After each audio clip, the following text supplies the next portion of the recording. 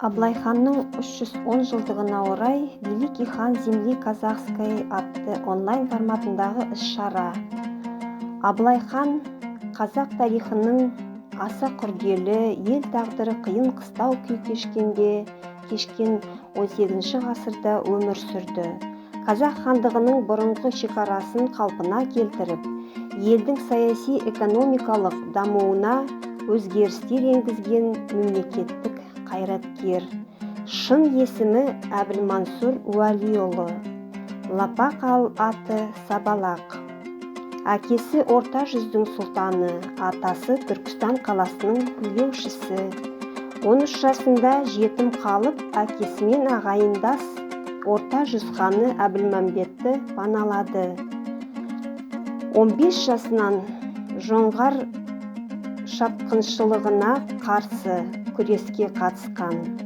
15 жасында жоңғарлармен болған Аңырау шайқасында Сабалақтың аты шығып, алғаш көзге түсті.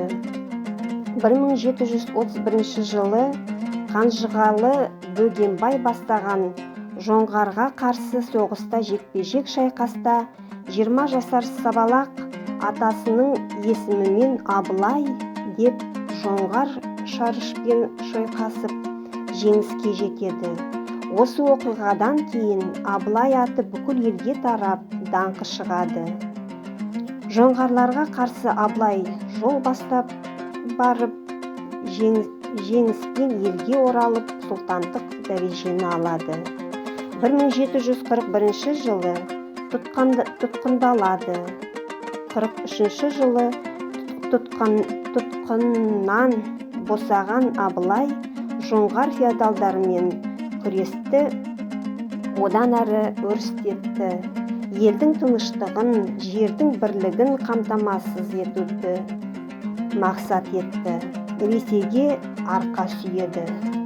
1753 жылы Абылай Жаңғорияға шабуыл жасады, ал Қытаймен арақашықтықтағы иеліктерді сақтап қалу тек дипломатиялық жолмен шешуді түсінді. Абылайдың басты мақсаты қазақ мемлекетінің дербестігін сақтау. Абылайдың Орта Азия хандықтарымен саяси қатынасы табысты болды. Қазақ хандығының халықаралық жағдайы жақсарды. 1770 жылы қырғыздарға соққы беріп, олардың оңтүстіктегі қазақ жерлеріне үздіксіз жасайтын барымталық жорықтарына тыйым салды.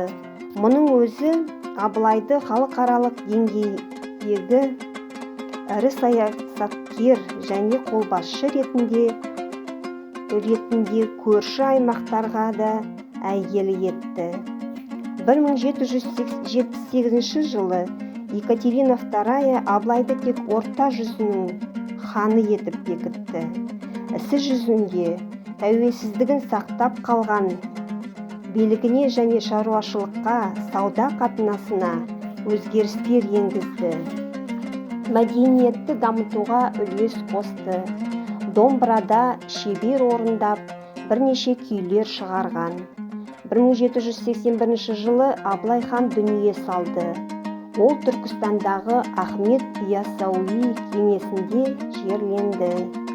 Алғашында артында қалған көп ұрпағы 30 ұл, 40 қыз 300-ді уысынан шығармай